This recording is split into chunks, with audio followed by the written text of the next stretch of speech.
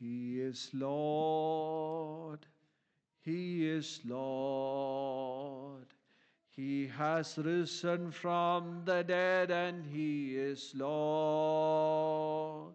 Every knee shall bow, every tongue confess that Jesus Christ is Lord.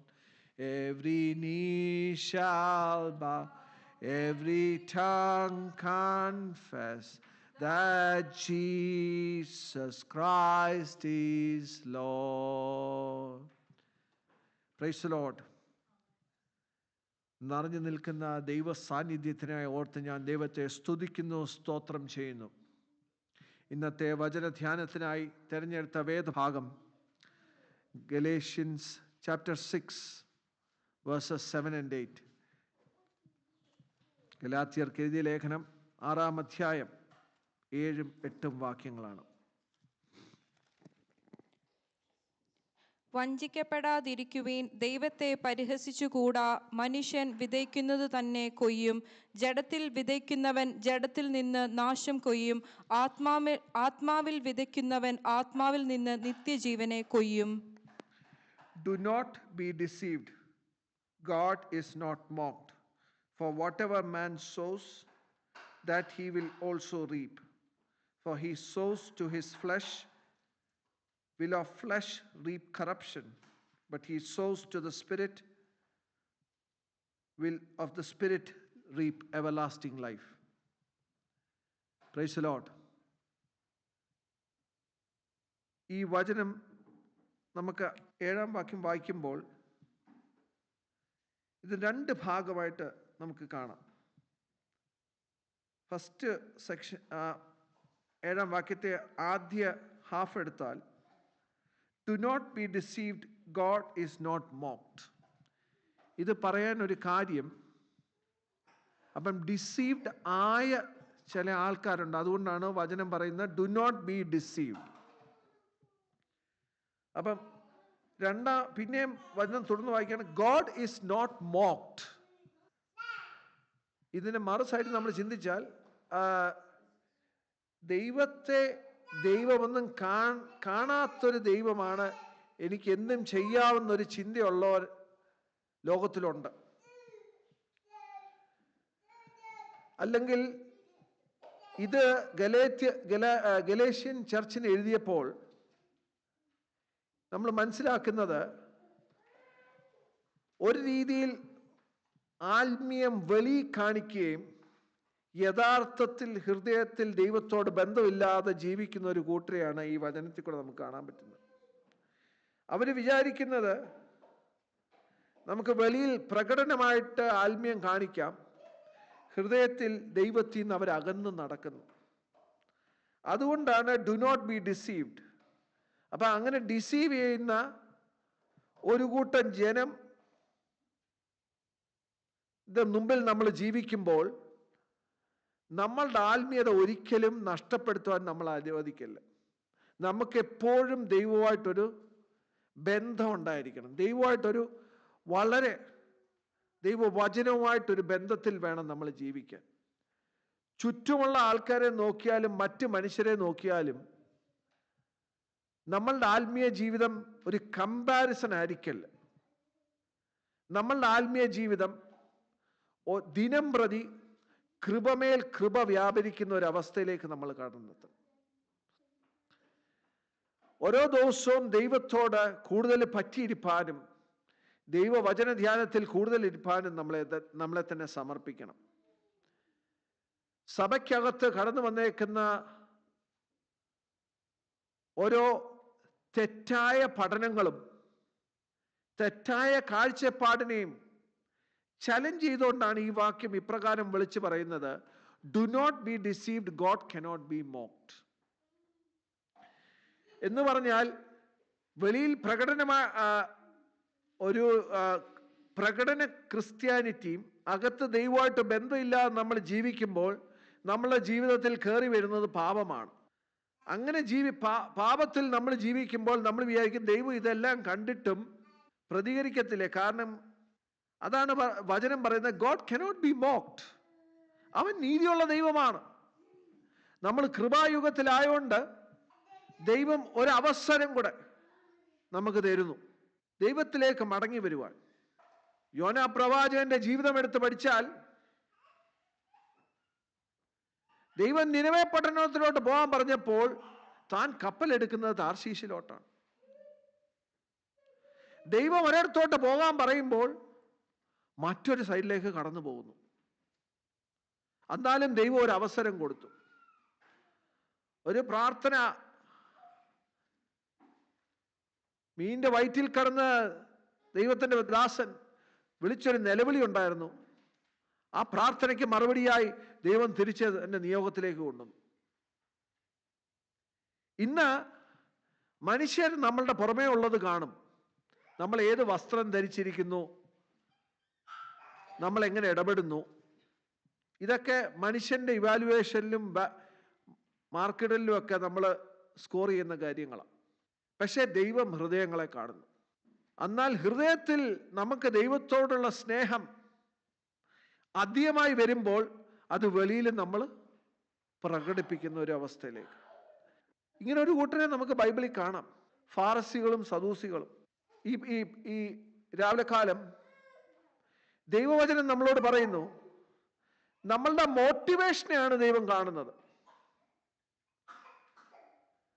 നമ്മളുടെ ഇന്റൻഷനെയാണ് ദൈവം കാണുന്നത്. നമ്മളുടെ ആക്ഷൻ വെളിയിൽ വരുന്നതിന് മുമ്പേ നമുക്കൊരു മോട്ടിവേഷൻ ഉണ്ട്, നമുക്കൊരു ഇന്റൻഷൻ ഉണ്ട്. ഞാൻ ആക്ഷൻ എന്തുകൊണ്ട് ചെയ്യണം, അതാണ് ദൈവം കാണുന്നത്. പലരും യേശുക്രിസ്തുവിനെ ഫോളോ ചെയ്തു, പലരും ദൈവത്തെ പിൻഗമിച്ചു. എന്നാൽ ദൈവം എല്ലാവരെയും ഹൃദയത്തെ കണ്ടു. ചില ദിവസങ്ങളായി നമ്മൾ ചിന്തിച്ചുകൊണ്ടിരിക്കുന്ന ഭാഗമാണ് സഖായിയുടെ ഭാഗം. സഖായിയുടെ ജീവിതം നമ്മൾ പഠിക്കുമ്പോൾ തൻ്റെ ഹൃദയത്തിലുള്ള മോട്ടിവേഷൻ, എനിക്ക് യേശുവിനെ ഒന്ന് കാണണം. അതിന് എൻ്റെ സൊസൈറ്റിയിലെ സ്റ്റാറ്റസ് അനുസരിച്ചോ എൻ്റെ സാഹചര്യം അനുസരിച്ചോ ഞാൻ എന്ത് വലിയവരാണെന്നനുസരിച്ചോ അല്ല ഞാൻ യേശുവിനെ കാണുന്നത്. യേശു യെരിഹോയിൽ കൂടി ഇന്ന് കടന്നു പോകുമ്പോൾ ഇന്ന് കണ്ടില്ലെങ്കിൽ ചിലപ്പോൾ എനിക്ക് അവനെ കാണാൻ പറ്റിയില്ല. അതുകൊണ്ട് എനിക്ക് അത്യാവശ്യമായിട്ട് കാണണമെന്ന് സക്കായിക്ക് തോന്നിയുകൊണ്ട് സക്കായി ഒരു ഓട്ടം ഓടുന്നുണ്ട്. അന്നത്തെ കാലത്ത് യഹൂദന്മാര് ധനികരായ മനുഷ്യൻ റോഡിൽ കൂടെ ഓടുന്ന കാണാൻ വലിയ പാടാ. എന്നാലും സക്കായുടെ ഉള്ളിൽ ഒരു ഇന്റൻഷൻ ഉണ്ട്, ഇന്ന് യേശു അവിടെ വിട്ടു പോകുന്നതിന് മുമ്പ് എനിക്ക് കണ്ടിരിക്കണം. എന്നാൽ വേറെ ഒരു ധനികരായ ഒരു യങ് റൂളർ യേശുവിനെ കാണാൻ വരുന്നു. അത് കാണാൻ വരുന്നത് ഫസ്റ്റ് ലെവൽ എക്സാം പാസ്സാകുകയും ചെയ്തു. യേശു ചോദിച്ചു, നീ കൽപ്പനകളൊക്കെ അനുസരിക്കുന്നുണ്ടോ ഈ യങ് റൂളറോട്? Do not commit adultery, do not murder, obey your parents എല്ലാം ചോദിച്ചപ്പം പറഞ്ഞു, യെസ്, ഞാൻ ഇതെല്ലാം ചെറുപ്പം മുതലേ 10 കൽപ്പനകളും അനുസരിച്ചാണ് ജീവിക്കുന്നത്. എന്നാലും നിന്നിൽ ഒരു കുറവുണ്ട്. ചിലപ്പം നമ്മൾ മനുഷ്യന് കാണുകയെ എല്ലാ അപ്രൂവലും കിട്ടി, അപ്രൂവൽ വരുമ്പോൾ ആണ് നമ്മൾ മനസ്സിലാക്കുന്നത് നമുക്ക് കുറവുണ്ടെന്ന്. യേശുവിനെ കാണുമ്പോൾ ഹല്ലേലൂയ വളരെ താഴ്മയോടെ, എൻ്റെ ജീവിതത്തിൽ ഒരു കുറവുണ്ട്, ഒരു പാപിയാന്നും പറഞ്ഞ് വേണം നമ്മൾ യേശുവിനെ കാണാൻ പോകാൻ. അല്ലാതെ ഞാൻ ലോകക്കാരെ സർട്ടിഫൈ ചെയ്ത ഒരാളാണ്, ഇനി എനിക്ക് ദൈവത്തിന്റെ സർട്ടിഫിക്കറ്റ് കൂടെ മതി എന്ന് പറയുമ്പോൾ ദൈവം പറയുന്നൊരു മറുപടി, കുഞ്ഞേ, നിനക്കൊരു കുറവുണ്ട്. ഇന്ന് ഒരു അപ്രൂവൽ, മനുഷ്യന്റെ അപ്രൂവൽ നേടാനല്ല നമ്മൾ ഓരോ കാര്യങ്ങൾ ചെയ്യേണ്ടത്. നമ്മുടെ ഹൃദയത്തിൽ ഉള്ള ഇന്റൻഷൻ ശരിയായിരിക്കണം. ഹല്ലേലൂയ. 10 പേര് ദൈവരാജ്യം അറിയുവാനും ദൈവശബ്ദം കേട്ട് അവരെ പാപത്തുള്ള ജീവിതത്തിൽ നിന്ന് മടങ്ങി വിട്ട് ദൈവത്തെ അറിഞ്ഞ് സത്യവചനത്തിൽ ആത്മാവിനാൽ നിറഞ്ഞ് മുമ്പോട്ടുള്ള ജീവിതം നയിക്കുന്ന കാണുന്നതാണ് നമുക്ക് സന്തോഷം. അല്ലാതെ സഭയിലേക്ക് വരുന്നവർ പിന്നെയും ലോകത്തിന്റെ പുറകെ പോയാൽ അവിടെ ഒരു അധപ്പതനമാണ്. നമ്മളെ വിളിച്ച് വേർതിരിച്ചത് വിശുദ്ധിയോടും വേർപാടോടും കൂടി നമ്മളെ ഏൽപ്പിച്ചോട്ടം വിശ്വസ്തയോട് ഓടുവാനാണ്. എപ്രകാരം ഒരോട്ടക്കാരൻ തന്റെ ട്രാക്ക് തെറ്റിക്കാതെ ഇടത്തോട്ടോ വലത്തോട്ടോ പോകാതെ മുമ്പേ ക്രിസ്തുവിനെ നോക്കി ഓടുന്ന പോലെ, ആ വിരുദ്ധനായി ഓടുന്ന പോലെ, ഈ രാവിലെ കാലം ഇടത്തുള്ളവൻ ഓടുന്ന സ്പീഡ് നമുക്കറിയണ്ട, വലത്തുള്ളവൻ ഓടുന്ന സ്പീഡ് നമുക്കറിയണ്ട. എല്ലാവർക്കും ദൈവം പല പല താലന്തുകൾ കൊടുത്തിട്ടുണ്ട്.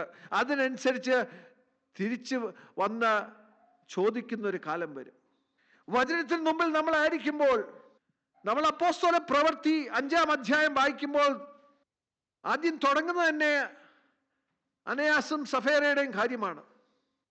ആദ്യമ നൂറ്റാണ്ടിലെ സഭയിൽ ജനങ്ങൾ തൻ്റെ ഉള്ള സ്വത്തുക്കളൊക്കെ വിറ്റ് ദൈവത്തിൻ്റെ ദാസന്മാരുടെ കാൽക്കൽ കൊണ്ട് കിട്ടിയ സമ്പത്തൊക്കെ ഏൽപ്പിക്കുന്ന ഒരു കാലമുണ്ടായിരുന്നു നമ്മൾ ഓർക്കുന്നു. അന്നേരം അനാനിയാസ് സഫേറയും ആൾക്കാരുടെ മുമ്പിൽ ഞാൻ കൊണ്ട് കൊടുക്കാമെന്ന് പറഞ്ഞു കൊണ്ട് കൊടുത്തതാ. പക്ഷെ ഹൃദയത്തിൻ്റെ ഉള്ളിൽ ഒരു ഇച്ചിരി മാറ്റി വെക്കാമെന്ന് വിചാരിച്ചേ ഉള്ളൂ. ദൈവത്തിൻ്റെ കോപം അവിടെ ജ്വലിച്ചു. ദൈവത്തിൻ്റെ കോപം മത്തായിയുടെ സുവിശേഷം 23-ാം അധ്യായം 2 മുതൽ 5 വരെ ശബ്ദം ഉയർത്തി വായിക്കാവുന്ന. ശാസ്ത്രിമാരും പരീശന്മാരും മോശയുടെ പീഠത്തിൽ ഇരിക്കുന്നു. ആകയാൽ അവർ നിങ്ങളോട് പറയുന്നതെല്ലാം പ്രമാണിച്ചു ചെയ്യുവീൻ. അവരുടെ പ്രവൃത്തികൾ പോലെ ചെയ്യരുത്. അവർ പറയുന്നതല്ലാതെ ചെയ്യുന്നില്ലല്ലോ. അവർ ഘനമുള്ള ചുമടുകൾ കെട്ടി മനുഷ്യരുടെ തോളിൽ വയ്ക്കുന്നു. ഒരു വിരലുകൊണ്ടുപോലും അവയെ തൊടുവാൻ അവർക്ക് മനസ്സില്ല. അവർ തങ്ങളുടെ പ്രവൃത്തികളെല്ലാം മനുഷ്യർ കാണേണ്ടതിനാണ് ചെയ്യുന്നത്. തങ്ങളുടെ മന്ത്രപട്ട വീതിയാക്കി തൊങ്ങൽ വലുതാകുന്നു. മനുഷ്യന്റെ മുമ്പിൽ സ്ഥാനമാനങ്ങൾക്ക് വേണ്ടി, മനുഷ്യന്റെ മുമ്പിൽ അംഗീകാരത്തിന് വേണ്ടി, മനുഷ്യന്റെ മുമ്പിൽ അപ്രീസിയേഷൻസ് കിട്ടാൻ വേണ്ടി നമ്മൾ ഓരോന്ന് ചെയ്യുമ്പോൾ ഒരു കൂട്ടം ജനം മനുഷ്യന്റെ അംഗീകാരത്തിനല്ല, മുറികളിൽ അടച്ചിരുന്ന ആരും കാണാത്തടത്ത് ദൈവത്തോട് ദേശത്തിന് വേണ്ടി മധ്യസ്ഥ അണയ്ക്കുകയും അനേകർക്ക് വേണ്ടി മധ്യസ്ഥ അണഞ്ഞ് പ്രാർത്ഥിക്കുകയും ചെയ്യുമ്പോൾ മനുഷ്യൻ, പക്ഷെ ദൈവം അത് കാണും.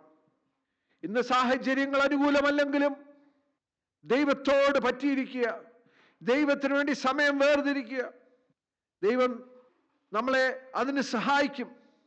നമ്മളെ ഹൃദയത്തിൽ ദൈവ സാന്നിധ്യമില്ലാതെ മുമ്പോട്ട് പോകാൻ കഴിയുകയില്ല എന്ന് നമ്മൾ നിലവിളിക്കുക. കർത്താവേ, നിന്റെ സാന്നിധ്യമില്ലാതെ എനിക്ക് മുമ്പോട്ട് പോകാൻ സാധിക്കുകയില്ല. നിന്റെ സാന്നിധ്യത്താൽ മാത്രം എന്നെ മുമ്പോട്ട് നടത്തണമെന്ന് ഇന്ന് രാവിലെ കാലം നമ്മൾ നിലവിളിച്ച് പ്രാർത്ഥിക്കുമ്പോൾ നിശ്ചയമായിട്ടും അവൻ നമ്മുടെ മധ്യേ കടന്നു വരും. 14-ഉം 15-ഉം പിന്നെ 27-ാം വാക്യം കൂടെ വായിച്ചാട്ടെ. കപടഭക്തിക്കാരായ ശാസ്ത്രിമാരെ പരീശന്മാരെ, നിങ്ങൾക്ക് ഹാ കഷ്ടം! നിങ്ങൾ ഒരുവനെ മതത്തിൽ ചേർക്കുവാൻ കടലും കരയും ചുറ്റി നടക്കുന്നു. ചേർന്ന ശേഷം അവനെ നിങ്ങളെക്കാൾ ഇരട്ടി നരകയോഗ്യൻ ആകുന്നു. ആരെങ്കിലും മന്ദിരത്തെ ചൊല്ലി സത്യം ചെയ്താൽ ഏതുമില്ല എന്നും മന്ദിരത്തിലെ സ്വർണത്തെ ചൊല്ലി സത്യം ചെയ്യുന്നവനോ കടക്കാരൻ എന്നും പറയുന്നു. കുരുടനായ വഴികാട്ടികളെ, നിങ്ങൾക്ക് ഹാ കഷ്ടം! അതിശക്തമായ വചനത്തിന് മുമ്പിലാണ് നമ്മൾ വന്നിരിക്കുന്നത്. ദൈവം വിളിച്ചു പറയുന്നു, നമ്മളുടെ ഹൃദയത്തിൻ്റെ ഉള്ളിൽ സ്നേഹമില്ലെങ്കിൽ നമുക്ക് ദൈവവുമായിട്ടൊരു ബന്ധമില്ല. വചനങ്ങൾ എത്രമാത്രം അനുസരിക്കുന്ന, എത്രമാത്രം കൽപ്പനകൾ അനുസരിക്കുന്നേക്കാൾ ഉപരി നമ്മളുടെ ഹൃദയത്തിൽ സ്നേഹമുണ്ടോ? നമ്മളുടെ ഹൃദയത്തിൽ ദൈവത്തെ സ്നേഹിക്കുന്നത് പോലെ തന്നെ നമുക്ക് അന്യരെ സ്നേഹിക്കാൻ പറ്റുന്നുണ്ടോ? നമ്മൾ ദൈവത്തെ സ്നേഹിക്കുന്നെന്ന് പറയുകയും അവന്റെ കൽപ്പനകൾ അനുസരിക്കുന്നെന്ന് പറയുകയും മനുഷ്യനെ നോക്കി ദൈവഹിതമില്ലാത്ത കാര്യങ്ങൾ പറഞ്ഞു നടക്കുമ്പോൾ, മനുഷ്യന്റെ നാശം ആഗ്രഹിക്കുമ്പോൾ അതിൽ ദൈവം പ്രസാദിക്കുന്നില്ല. ഈ രാവിലെ ദൈവവചനം വിളിച്ചു പറയുന്നു, സ്വർഗത്തിലെ സിംഹാസനം വിട്ട് ഭൂമിയോളം താഴെ ഇറങ്ങി വന്ന യേശു ക്രിസ്തു, മരണത്തോളം പിതാവിന്റെ വാക്കനുസരിച്ച് യേശു ക്രിസ്തു വിളിച്ചു പറയുന്നു, അവൻ പാപികളെ സ്നേഹിക്കുന്നു. അവൻ എത്ര വിശുദ്ധനാന്നേലും അവൻ പറയുന്നു, അവൻ പാപികളെ സ്നേഹിക്കുന്നു. നിന്റെ പാപത്തെ അവന് സ്നേഹിക്കാൻ സാധ്യമല്ല. പക്ഷെ നീ ഒരു പാപിയാണെങ്കിൽ നിന്നെ അവൻ സ്നേഹിക്കുന്നു. നിന്റെ പാപം വിട്ട് യേശു ക്രിസ്തുവിനെ സ്വന്തം രക്ഷിതാവായി സ്വീകരിക്കുമെങ്കിൽ, ആ പാപപ്രവർത്തികളിലേക്ക് തിരിച്ചു പോകാതിരിക്കുമെങ്കിൽ, ഇന്ന് രാവിലെ കാലം നിശ്ചയമായിട്ട് പറയുക, ദൈവത്തിന്റെ കരുണയും ദയയും നിന്റെ ജീവിതത്തിൽ നിനക്ക് ലഭിക്കും. നമ്മള് വചനം പറയുന്നു, വചനം പഠിപ്പിക്കുന്നു, പക്ഷേ സ്നേഹമില്ലാത്തവരായി തീരില്ലെന്ന് ദൈവവചനത്തിൽ കൂടെ നമ്മളെ തന്നെ ഓർമ്മിപ്പിക്കാം. മത്തായിയുടെ സുവിശേഷം തന്നെ 6-ാം അധ്യായം 4-ാം വാക്യം. രഹസ്യത്തിൽ കാണുന്ന നിന്റെ പിതാവ് നിനക്ക് പ്രതിഫലം തരും. Price the Lord. തുറന്നു വായിച്ചോ. നിങ്ങൾ പ്രാർത്ഥിക്കുമ്പോൾ കപടഭക്തിക്കാരെ പോലെ ആകരുത്. അവർ മനുഷ്യർക്ക് വിളങ്ങേണ്ടതിന് പള്ളികളിലും തെരുവിന്റെ കോണുകളിലും നിന്നുകൊണ്ട് പ്രാർത്ഥിക്കാൻ ഇഷ്ടപ്പെടുന്നു. അവർക്ക് പ്രതിഫലം കിട്ടിപ്പോയി എന്ന് ഞാൻ സത്യമായിട്ട് നിങ്ങളോട് പറയുന്നു. നീയോ പ്രാർത്ഥിക്കുമ്പോൾ അറയിൽ കടന്ന് വാതിൽ അടച്ച് രഹസ്യത്തിലുള്ള നിന്റെ പിതാവിനോട് പ്രാർത്ഥിക്കുന്നു. രഹസ്യത്തിൽ കാണുന്ന നിന്റെ പിതാവ് നിനക്ക് പ്രതിഫലം തരും. ആമേൻ. So that you do not appear to men to be fasting, but to your Father who is in a secret place, and your Father who sees you in secret will reward you openly. ഇന്ന് നമ്മള് പ്രാർത്ഥനകളും പബ്ലിക്കായിട്ട് വേദോസ്തം പഠിപ്പിക്കുന്ന സഭയായിട്ട് കൂടി വന്ന് നമ്മൾ പ്രാർത്ഥിക്കുന്ന അവസരങ്ങളുണ്ട്. എന്നാലും നിങ്ങളുടെ രഹസ്യ ജീവിതത്തിൽ പ്രാർത്ഥനാ മുറിയിൽ കയറി ദൈവത്തിന്റെ കൂടെ നമ്മൾ സമയം ചെലവഴിക്കണം. ദൈവം ഓർമ്മിപ്പിക്കുന്നു, മനുഷ്യനെ കാണാൻ വേണ്ടിയല്ല, മനുഷ്യൻ കാണാത്തടത്ത് ദൈവവുമായിട്ട് ഒരു ബന്ധത്തിൽ നമ്മളായിരിക്കണം. നമ്മൾ ആദ്യം വായിച്ച വാക്യത്തിലേക്ക് നമുക്ക് തിരിച്ചു വരാം. Galatians chapter 6 verses 7 and 8. വഞ്ചിക്കപ്പെടാതിരിക്കുവീൻ, ദൈവത്തെ പരിഹസിച്ചുകൂടാ. മനുഷ്യൻ വിതയ്ക്കുന്നത് തന്നെ കൊയ്യും. ജഡത്തിൽ വിതയ്ക്കുന്നവൻ ജഡത്തിൽ നിന്ന് നാശം കൊയ്യും. ആത്മാവിൽ വിതയ്ക്കുന്നവൻ ആത്മാവിൽ നിന്ന് നിത്യജീവനെ കൊയ്യും. Do not be deceived, God is not mocked. പിന്നെ തുടർന്ന് നമ്മൾ വായിക്കുന്ന, for whatever a man sows that he will also reap. For he who sows in his flesh will of the flesh reap corruption, but he who sows of the spirit reap everlasting life. ഈ ഭാഗത്ത് നമുക്ക് കാണാം, ഒരു farmer comparison ചെയ്ത് സോയിങ്ങിനെയും റീപ്പിങ്ങിനെയും കുറിച്ചാണ് വേദപുസ്തകം നമ്മളെ പഠിപ്പിക്കുന്നത്. നമുക്ക് എല്ലാവർക്കും സോയിങ്ങിനെയും റീപ്പിങ്ങിനെയും കുറിച്ച് നല്ലപോലെ അറിയാവുന്നവരാണ് നമ്മൾ. ഒന്ന് സോ ചെയ്താൽ നമ്മൾ ഗ്രൗണ്ടിലേക്ക് സീഡ്സ് വിത്ത് വിതറിയിട്ടാൽ പിന്നെ അവിടെ ഒരു പ്രോസസ്സിംഗ് ആണ് നടക്കുന്നത്. സീഡ് ജെർമിനേറ്റ് ചെയ്ത് സ്റ്റെമ്മും റൂട്ടും ഒക്കെ ഫോം ചെയ്ത് ഒരു ഔട്ട്കം വരും, പ്ലാന്റ് വെളിയിൽ വരും. പിന്നെ ഒരു എൻഡ് സ്റ്റേറ്റ് എന്ന് പറഞ്ഞാൽ അത് ഫലങ്ങൾ പുറപ്പെടുവിക്കും. പിന്നെ ആ സീസൺ കഴിയുമ്പോൾ ആ പ്ലാന്റ് അവിടുന്ന് പോയി അടുത്ത സീസണിലേക്ക് റെഡിയാവും. ഇത് പഠിപ്പിക്കുന്നത്, നമ്മൾ ഒരു സോറിനെ കുറിച്ച് ആലോചിക്കുമ്പോൾ സീഡ് സോ ചെയ്യുന്നതിന് മുമ്പേ സോയിൽ കൾട്ടിവേറ്റ് ചെയ്യും, സോയിൽ റെഡിയാക്കും, പിന്നെ സോയിലിനെ നനയ്ക്കും. സീഡ് വിതറിയിട്ട് സോയിലിനെ നനയ്ക്കും, എന്നിട്ട് വെയിറ്റ് ചെയ്യും, പേഷ്യൻ്റായിട്ട് വെയിറ്റ് ചെയ്യും. സോ എന്നൊരു കാലവും റീപ്പ് ചെയ്യുന്നൊരു കാലവും ഉണ്ടെന്ന് വചനം നമ്മളെ പഠിപ്പിക്കുന്നു. എപ്രകാരം ഒരമ്മയുടെ ഉദരത്തിൽ കുഞ്ഞ് ജനിക്കുമ്പോൾ അകത്ത് നടക്കുന്ന എല്ലാ ചേഞ്ചസും എല്ലായ്പ്പോഴും നമുക്ക് അറിഞ്ഞെന്ന് വരത്തില്ല. പക്ഷേ ഒരു മാതാവ് തൻ്റെ ഈ കുഞ്ഞിനെ പ്രൊട്ടക്ട് ചെയ്യാൻ വേണ്ടി തക്ക സമയത്ത് ആഹാരം കഴിക്കുകയും ബോഡിക്ക് വേണ്ടിയതായ വെള്ളം കുടിക്കുകയും എല്ലാ രീതിയിലുമുള്ള ന്യൂട്രീഷ്യസ് ഫുഡ് കഴിക്കുകയും നല്ല പാട്ടുകൾ കേൾക്കുകയും ഇമോഷണലി വലിയ സ്ട്രെസ്സിൽ കൂടെ കടന്നു പോകാതെയൊക്കെ ഇരിക്കാൻ നോക്കുമ്പോൾ അത് അങ്ങനെ മാത്രമല്ല, ഒരു റിസ്ക് എടുക്കാതെ എൻ്റെ ഉദരത്തിലുള്ള കുഞ്ഞിനെ ഒരുവിധ പ്രയാസവും തട്ടാതെ വണ്ണം ലോകത്തിലേക്ക് വരാൻ പ്രാർത്ഥിക്കുകയും ദൈവസന്നിധിയിൽ സമയം ചെലവഴിക്കുകയും ചെയ്യും. പക്ഷേ തക്ക സമയമാവുമ്പോൾ ആരും കുഞ്ഞ് നേരത്തെ വരണമെന്ന്, പ്രീറ്റേം വരണമെന്ന് ആരും പ്രാർത്ഥിക്കാറില്ല.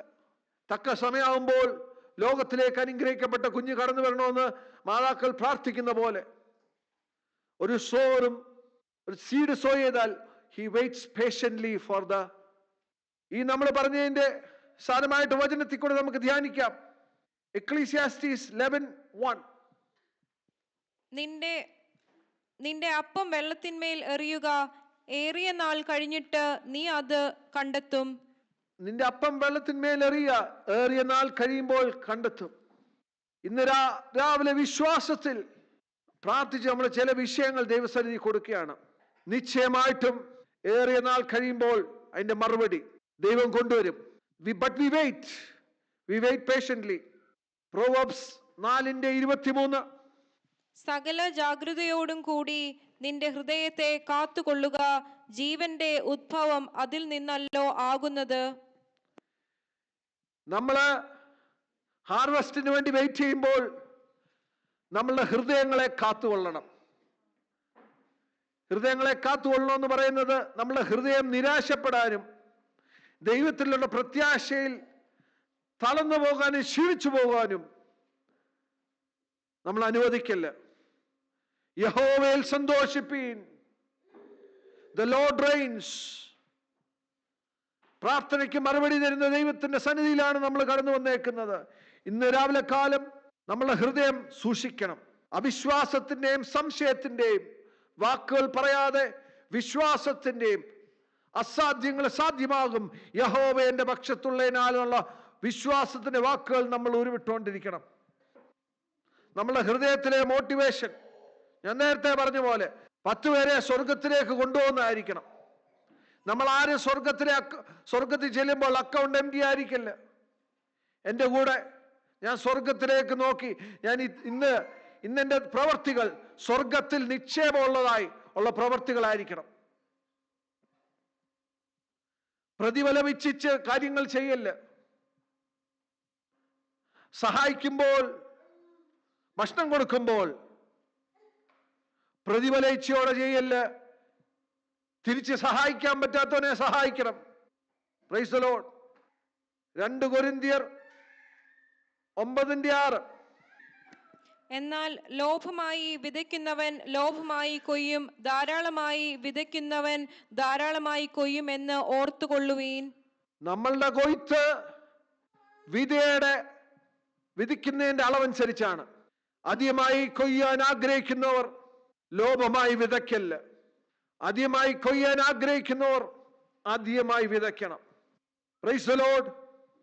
വചനത്തിൽ നമ്മൾ ഓർക്കുന്നു, നമ്മൾ വായിച്ച വാക്യത്തിലേക്ക് നമ്മൾ തിരിച്ചു വരുന്നു. For those who sows in his flesh will of the flesh reap corruption, but he sows to the spirit will reap everlasting life. Genesis 3-ാം അധ്യായത്തിൽ ദൈവം ആദാമിനെയും ഹവ്വയെയും തോട്ടത്തിലാക്കിയപ്പോൾ ദൈവത്തിന്റെ വാക്കിന് അനുസരിക്കാതെ സർപ്പം പറഞ്ഞ കള്ളത്തെ കേട്ട് അതിന് ചെവി കൊടുത്ത് അതിന് മുഖാന്തരം പാപം അവരുടെ ജീവിതത്തിൽ കയറി വരികയും ദൈവകൽപ്പന അനുസരിക്കാതിരുന്നപ്പോൾ അവരുടെ ജീവിതത്തിൽ പാപം കടന്നു വന്ന് അവർക്ക് നഷ്ടമായത് ദൈവ സാന്നിധ്യമാണ്. ദൈവം ഇറങ്ങി വന്നപ്പോൾ അവര് മറയുകയുണ്ടായി. ഇന്ന് നീ വചനമനുസരിച്ച് ജീവിച്ചില്ലെങ്കിൽ ദൈവ സാന്നിധ്യം ഇറങ്ങി വരുമ്പോൾ മറയുന്നൊരവസ്ഥ കടന്നു വരും. നമ്മൾ നിൽക്കുമ്പോൾ വചനത്തിൽ നിൽക്കണം. നമ്മൾ ജീവിക്കുമ്പോൾ വചനപ്രകാരം ജീവിക്കണം. നമ്മൾ ഇടപെടുമ്പോൾ ദൈവസ്നേഹത്തിൽ ഇടപെടണം. Disobedience to God's word will take you to a place where you will lose the presence of God. Genesis 4-ാം അധ്യായത്തിൽ നമ്മൾ വായിക്കുന്നു കെയിനെയും ആബേലിനെയും കുറിച്ച്. ആബേലിന്റെ യാഗത്തിൽ ദൈവം പ്രസാദിച്ചപ്പോൾ കെയിനിൽ കടന്നു വന്ന ഒരു ജലസ്യ ഉണ്ടായിരുന്നു. ഈ ജലസി സ്പിരിറ്റ് തന്റെ സഹോദരനെ കൊല്ലുവാനും പാപത്തിലേക്ക് നയിച്ചു. ഇന്ന് ഹൃദയശുദ്ധിയുള്ളവരായി, കപടം ചിന്തിക്കാത്തവരായി, മറ്റവന്റെ നാശമല്ല നീ ചിന്തിക്കേണ്ടത്, അവരുടെ അനുഗ്രഹം. നിങ്ങൾ ചിന്തിച്ച് മുമ്പോട്ട് പോകുക, ദൈവം നിങ്ങളെയും അനുഗ്രഹിക്കും. നിന്റെയും യാഗത്തിൽ ദൈവം പ്രസാദിക്കും. ദൈവ സാന്നിധ്യത്തെ വളരെ ഭയത്തോടും ഭക്തിയോടും കൂടെ ആ സാന്നിധ്യം നഷ്ടപ്പെടുത്താതിരിക്കുക. ഇങ്ങനെയുള്ള പാപം കൈന്റെ ജീവിതത്തിൽ കടന്നു വന്നപ്പോൾ അവൻ അലയേണ്ട ഒരു കാലം വന്നു.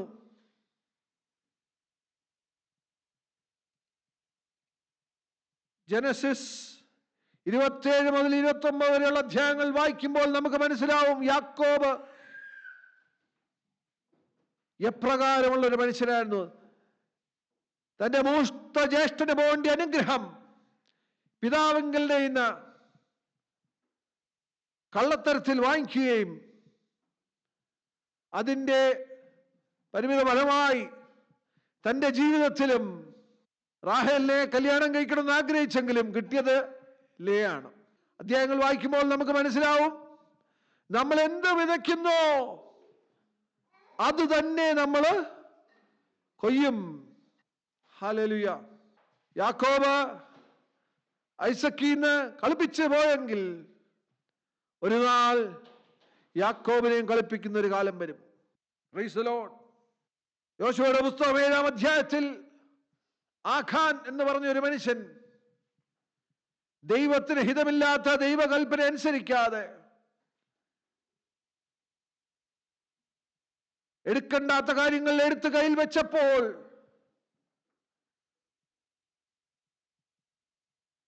ഇസ്രായേൽ മക്കൾ യുദ്ധം തോക്കുവാൻ അതൊരു കാരണമായി തീർന്നു. Price the Lord. ഇത് ആഖാന്റെ ജീവിതത്തിൽ മാത്രമല്ല, ശലോമോൻ രാജാവ് ദൈവത്തിൽ നിന്ന് അകന്നുപോയപ്പോൾ ഇസ്രായേൽ എന്നുള്ള രാജ്യം തന്നെ ശലോമോന്റെ കാലശേഷം രണ്ടായി സ്പ്ലിറ്റ് ചെയ്യുകയും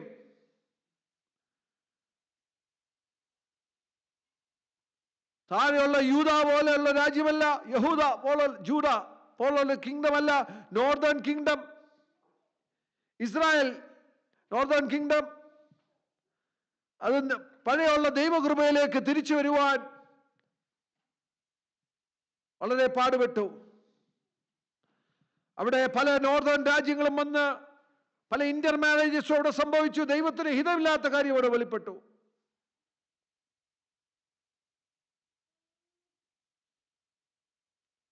ഇന്ന് ഇസ്കരിയോത്തായ യൂദ വിചാരിച്ചു പണം കൊണ്ട് കാര്യങ്ങൾ നടക്കുമെന്ന്. 30 വെള്ളിക്കാശിനോടുത്ത് ദൈവത്തെ ഒറ്റിക്കൊടുത്ത ഇസ്കരിയോത്തായ യൂദ വിചാരിച്ചു ദൈവം എന്തായാലും രക്ഷപ്പെട്ടു പോകും, അത്ഭുതങ്ങളും അടയാളങ്ങളും ചെയ്യുന്ന ഈ ദൈവത്തിന്റെ ശിഷ്യനാണ്. പക്ഷേ ദൈവത്തിന്റെ വാക്കുകളെ വിശ്വസിക്കാത്ത ഇസ്കരിയോത്തായ യൂദ തന്റെ ജീവിതത്തിൽ നാശത്തിന് കാരണമായി തീർന്നു. പൈസയുടെ പുറകെ ഓടേണ്ട കാര്യമില്ല.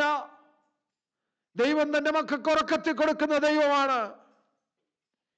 ഇന്ന് നിങ്ങൾ വിശ്വസിച്ച ദൈവസന്നിധിയിൽ ഓരോ കാര്യങ്ങൾ ചെയ്യുമ്പോൾ നല്ല ഉദ്ദേശത്തോടെ ചെയ്യുക. നിങ്ങൾ ഇന്ന് ദൈവസന്നിധിയിൽ ഇടുന്ന കൊയ്യുന്ന വിത്തുകൾ തീർച്ചയായിട്ടും നിങ്ങളുടെ ജീവിതത്തിൽ അനുഗ്രഹത്തിന് കാരണമായി തീരട്ടെ. യോസേപ്പിന്റെ ജീവിതത്തിൽ നമ്മൾ പഠിക്കുമ്പോൾ ക്രിസ്തുവിന്റെ ഒരു ഷാഡോ ആയിരുന്നു യോസേപ്പ്. തന്നെ സ്വന്തം സഹോദരന്മാർ വിലയ്ക്ക് വിറ്റപ്പോഴും താൻ കൊണ്ടൊരു ദർശനത്തെ യോസേപ്പ് മുറുകെ പിടിച്ചു. പോത്തിഫറിന്റെ വീട്ടിൽ വിശ്വസ്തമായിട്ട് ജോലി ചെയ്തു. അവിടുന്നും പറഞ്ഞു വിട്ടപ്പോൾ പ്രിസണിലായിരുന്നു. അന്നേരവും പിറുപിറുത്തില്ല. കാരണം കണ്ടൊരു ദർശനമുണ്ട്. അതവനെ മുറുകെ ദൈവസന്നിധിയിൽ നിന്ന് വിട്ടുപോകാൻ അനുവദിച്ചില്ല. എന്നാൽ അധികം നാൾ നീ പ്രസംഗി കിടക്കത്തില്ല. നിന്നെ ഉയർത്തുന്ന ഒരു ദൈവമുണ്ട്, നിന്നെ മാനിക്കുന്ന ഒരു ദൈവമുണ്ട്, നിന്നെ വെളിക്കൊണ്ടുവരുന്ന ഒരു ദൈവമുണ്ട്. യോസഫിനെ സെക്കൻഡ് ഇൻ കമാൻഡ് ആക്കിയ, രാജ്യത്തിന്റെ കമാൻഡ് ആക്കിയ ദൈവം പണ്ട് വഞ്ചിച്ച സഹോദരന്മാർക്ക് ഒരു അനുഗ്രഹമായി തീർന്നു. ഹല്ലേലൂയ. ഒരു കരുതുവാനുള്ള ഒരു അവസരം യോസഫിന്റെ ജീവിതത്തിൽ ദൈവം കൊടുത്തു. യോസഫിന്റെ ജീവിതം ക്രിസ്തുവിനെ, പുതിയ നിയമത്തിൽ വരുമ്പോൾ നമ്മൾ ക്രിസ്തുവിന്റെ ജീവിതം പഠിക്കുമ്പോൾ സ്വന്തം യഹൂദന്മാർ ഒറ്റിക്കൊടുത്തെങ്കിലും ഇന്ന് പുറജാതിക്കാരെ കടന്ന് എന്നെയും നിന്നെയും വിളിച്ച് ദൈവത്തിന്റെ സ്നേഹത്തോട് അടുപ്പിക്കാൻ കാരണമായ നല്ല യേശുവിനെയാണ് ഇന്ന് രാവിലെ കാലം നമ്മൾ വചനത്തെക്കുള്ള പഠിക്കുകയും മനസ്സിലാക്കുകയും ചെയ്യുന്നത്. ദാവീദിനെ കുറിച്ച് പഠിക്കുമ്പോൾ തന്നെ കൊല്ലാൻ വരുന്ന ശൗൽ രാജാവിന് ഒരവസരം കിട്ടിയപ്പോൾ ദൈവത്തെ ഭയന്ന്, ദൈവത്തിന്റെ അഭിഷേകം ഈ ദാസനിൽ വന്നതാണെന്നും പറഞ്ഞ് കൊല്ലാത്ത ദാവീദ്, ശൗലിനെ ഒരവസരം കിട്ടിയിട്ടും കൊന്നില്ല. ആ ദാവീദിനെ ദൈവം കണ്ടു. എന്റെ ഹൃദയപ്രകാരമുള്ള മനുഷ്യൻ എന്ന് ദൈവം വിളിച്ചു. കാലങ്ങൾ കഴിഞ്ഞപ്പോൾ അവന്റെ എതിരെ ഏത് യുദ്ധം വന്നാലും യഹോവ അവന് വിജയം കൊടുത്തു. തന്റെ മകൻ അബ്ശലോം വരെ അവനെതിരെ തിരിഞ്ഞപ്പോഴും ദൈവം ദാവീദിന്റെ പക്ഷത്തു നിന്നു. തന്റെ രാജ്യത്വം അവന് തിരിച്ചു കൊടുത്തു. ഈ രാവിലെ കാലം പ്രതികാരം യഹോവയ്ക്കുള്ളത്. പ്രതികരിക്കാൻ പോകേണ്ട കാര്യമില്ല. റൂത്തിന്റെ ജീവിതം പഠിക്കുമ്പോൾ മോവാബിയായ സ്ത്രീ പുറം തള്ളിക്കടന്ന് ഈ റൂത്ത് ഒരവസരം കിട്ടിയപ്പോൾ വലിയ പ്രതീക്ഷയ്ക്കൊന്നും വകയില്ലെങ്കിലും നയോമിയുടെ കൂടെ നിന്നു. നയോമിയുടെ കൂടെ നിന്നിട്ട് പറഞ്ഞു, നിന്റെ ദൈവം എന്റെ ദൈവം, നീ എവിടെ പോയാലും ഞാൻ നിന്റെ കൂടെ ഉണ്ട് എന്നും പറഞ്ഞ് ഒരു യാത്ര ചെയ്തു. ഇന്ന് നിങ്ങളുടെ യാത്രയിൽ കൂടെ കൊണ്ടുപോകേണ്ടത് പരിശുദ്ധാത്മാവിനെയാണ്. നീ കയറിയെത്തേണ്ടത് ബോസിന്റെ നല്ല വയലിലാണ്. ഭാവിയായ നമ്മൾ കയറിയെത്തേണ്ടത് സങ്കേത പട്ടണമാവുന്ന യേശു ക്രിസ്തുവിന്റെ അടുക്കലാണ്. ഈ രാവിലെ ചില രഥങ്ങളിലും കുതിരകളിലും ആശ്രയിക്കുമ്പോൾ നമുക്ക് ആശ്രയിക്കാൻ ഒരുവൻ മാത്രമേ ഉള്ളൂ, സർവശക്തനായ യേശു. അവനൊരിക്കലും ലേറ്റ് ആവാറില്ല. നിനക്ക് താമസവും തോന്നിയാലും he is always on time. നാറ്റം വെച്ച് കിടക്കുന്ന അവസ്ഥയാന്നേലും, കല്ലറയ്ക്കകത്ത് കിടക്കുന്ന അവസ്ഥയാന്നേലും, ലാസറെ ഉയർത്താൻ, ലാസറെ ഇറങ്ങി വരുവാന്ന് വാക്ക് പറഞ്ഞാൽ ലാസർ ഇറങ്ങി വന്നിരിക്കും. കഴിഞ്ഞ നാളുകളിൽ പ്രാർത്ഥിച്ച് മടുത്ത മറുപടിയില്ല എന്നും പറഞ്ഞ് ചില വിഷയങ്ങൾ നിന്റെ മുമ്പിലുണ്ടെങ്കിലും പേടിക്കണ്ട, അവിടുന്ന് ഒരു വാക്ക് മതി, സകല അസാധ്യതകളും സാധ്യമായി തീരും. മരുഭൂമുമ്പിലായിരിക്കാം, മരുഭൂ അവസ്ഥയെ കൂടെ ആയിരിക്കാം കടന്നു പോകുന്ന, പക്ഷെ ജീവജല നദി അതിൽ കൂടെ ഒരുക്കാൻ എന്റെ ദൈവത്തിന് സാധ്യമാണ്. ഇരുട്ടിലെ ചില ഗുപ്തനിധികളെ നിനക്ക് വേണ്ടി മാറ്റി വേർതിരിപ്പാൻ എന്റെ ദൈവത്തിന്റെ സാന്നിധ്യം ഇന്ന് നമ്മളുടെ മധ്യേ കടന്നു വന്നിട്ടുണ്ട്. Hallelujah, praise the Lord. സങ്കീർത്തനം 126 5 6 വാക്യങ്ങൾ.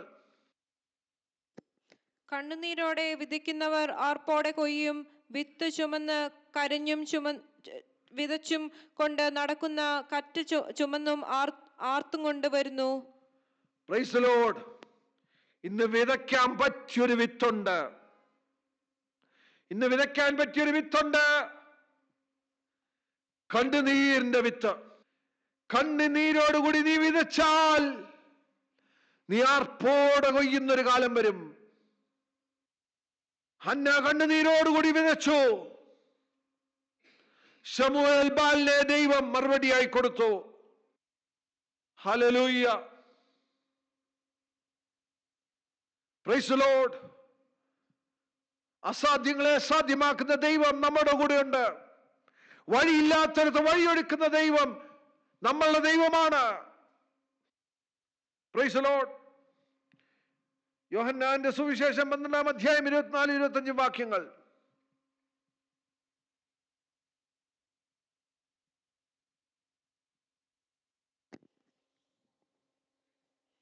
ആമേൻ ആമേൻ, ഞാൻ നിങ്ങളോട് പറയുന്നു, ഗോതമ്പ് മണി നിലത്ത് വീണ് ചാകുന്നില്ല എങ്കിൽ അത് അതേപടി ഇരിക്കും. ചത്തുവെങ്കിലോ വളരെ വിളവുണ്ടാകും. തൻ്റെ ജീവനെ സ്നേഹിക്കുന്നവൻ അതിനെ നഷ്ടപ്പെടുത്തും.